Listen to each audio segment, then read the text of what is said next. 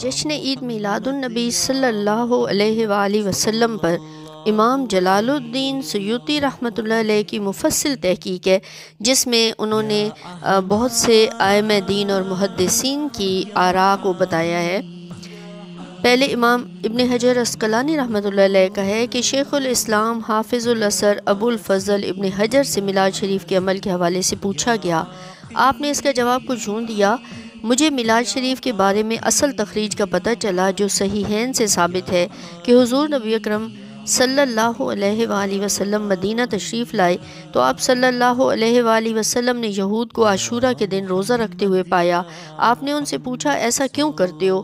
اس پر وہ عرض کنا ہوئے، اس دن اللہ تعالیٰ نے فرعون کو غرق کیا اور موسیٰ علیہ السلام کو نجات دی۔ ہم اللہ تعالیٰ کی بارگاہ میں شکر بجا لانے کے لیے اس دن کا روزہ رکھتے ہیں۔ اس حدیث پاک سے ثابت ہوا کہ کسی معین دن میں اللہ تعالیٰ کی طرف سے کسی احسان و انعام کا عطا ہونا یا کسی مصیبت کے ٹل جانے پر اللہ تعالیٰ کا شکر بجا لانا چاہیے، اور ہر سال اس دن کی یاد تازہ کرنا بھی مناسب تر ہے۔